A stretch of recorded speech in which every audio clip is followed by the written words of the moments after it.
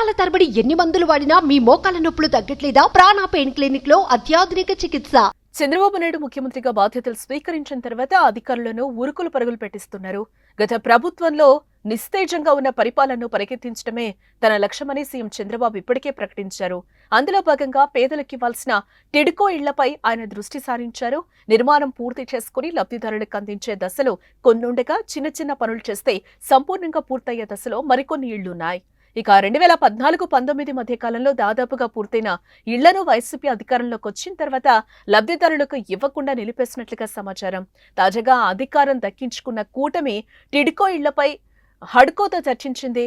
వర్షాల వల్ల ఇళ్లు పాడైపోయాయని, వాటిని సరిచేయాలంటే కొత్తగా కట్టినంత ఖర్చవుతుందని తెలపడంతో హడ్కో 2,000 కోట్ల రుణం అందించేందుకు సిద్ధపడింది. ఈ రుణం అందుబాటులోకి వచ్చిన వెంటనే ఇళ్ల నిర్మాణ పనులు జరగనున్నాయి. 4-5 నెలల్లోపే వీటిని పూర్తి చేసి లబ్ధిదారులకు అందివ్వబోతున్నారు. లబ్ధిదారులు తమ దరఖాస్తుకు సంబంధించిన ఎక్నాలెడ్జ్మెంట్ ను సిద్ధంగా ఉంచుకోవాలని అధికారులు సూచిస్తున్నారు.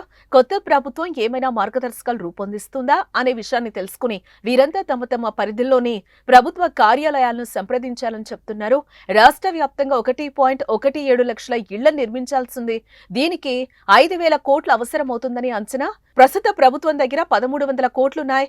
లబ్ధిదారులు తమ వాటాగా చెల్లించాల్సిన సొమ్ము 1,500 కలుపుకుంటే 2,800 కోట్లు అవుతుంది. కొన్ని చోట్ల అసంపూర్తిగా మిగిలిపోయిన నిర్మాణాలను ఈ నిధులు రాగానే ప్రారంభించబోతున్నారు. రాష్ట్ర వ్యాప్తంగా టిడ్కో ఇళ్లు కట్టిన కాంట్రాక్టర్లకు ఇప్పటి వరకు చెల్లించాల్సిన బిల్లుల విలువ 473 కోట్లుగా ఉంది.